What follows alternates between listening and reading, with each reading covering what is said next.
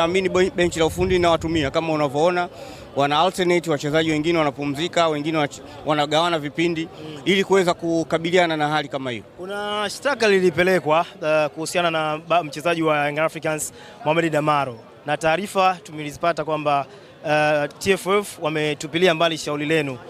Pengine katika hili neno moja kutoka kwa mwenyekiti.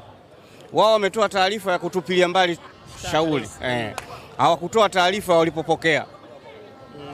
Walipopokea tu hawakutoa taarifa. Sasa ina maana hiyo inawezekana ikawa kuna mlengo ambao wao wako nao, lakini hapa sio mamlaka ya mwisho.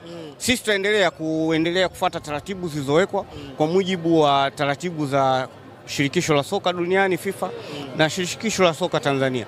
Kwa hiyo sisi hatuwezi kuzungumzia chochote. Kwanza tutasubiri tupate hiyo taarifa kwa maandishi. Tutarajie Simba wakienda kasi sasa. Tupate taarifa kwa maandishi. Tunavuka mto tunapofikia. Taarifa zijawafikia mwenyekiti. Tunavuka mto tunapofikia. Yale ni mashtaka. Kwa hiyo wao wametoa taarifa yao.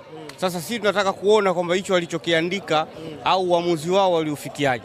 Kwa hiyo tutakapopata ndio tutajua nini cha kufanya. Mwenyekiti, tuko kwenye mzunguko wa pili wa ligi kuu ya Tanzania bara. Ni kwa kiasi gani bado mpo kwenye malengo ambayo mlijiwekea kabla ya kuanza msimu huu? Sasa hivi sisi bado hatujamaliza mechi za mzunguko wa kwanza. Kama unavyoona, hii mechi ya leo tuliocheza ilikuwa ni mechi ya kiporo, na tutacheza mechi nyingine tarehe 9 dhidi ya TRA ambayo nayo pia ni kiporo. Kwa hiyo tutakuwa tumemaliza na tumevuka kwenye kuingia sasa kwenye mechi za mzunguko wa raundi ya pili. Kwa hiyo bado ligi inaendelea, kwa maana kwamba leo inaweza kuwa kama sikosei ni mchezo wetu wa 14. Kwa hiyo bado tuna mechi nyingi za kuendelea kucheza na kukusanya point.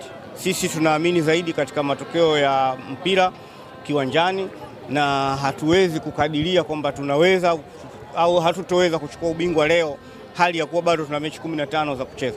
Hao ambao wanajihakikisha ubingwa kabla hawajacheza ligi yenyewe, kutakuwa na mambo mengine wanayoyaamini nje ya mpira. Pengine mwenyekiti, kwenye hili la usajili wa wachezaji, kuna taarifa pia tumezisikia nje kama ambao zilianza hizi za Damaro. Ni kweli na nyewe kuna baadhi ya wachezaji mnataka kuwafanyia huo usajili?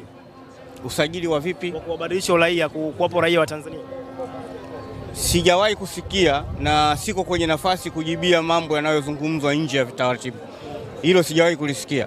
Sasa hivi sisi tuna wachezaji ambao wako kamili, na tutakapofikia wakati huo tutasema mchezaji gani ambaye tumempunguza, mchezaji gani ambaye tumemuongeza, na kama unavyoona wachezaji wanaoongezewa mikataba tunatoa taarifa.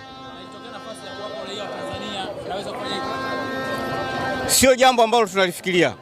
Sisi tuko zaidi kwenye kusimamia utaratibu wa nchi na mambo mengineyo. Lakini kwa walichokifanya Yanga ni sahihi, sema tu kuna baadhi ya sheria hawajazifuata. Hayo ya kwa wao, mimi siwezi kuwajibia. Shukrani sana mwenyekiti.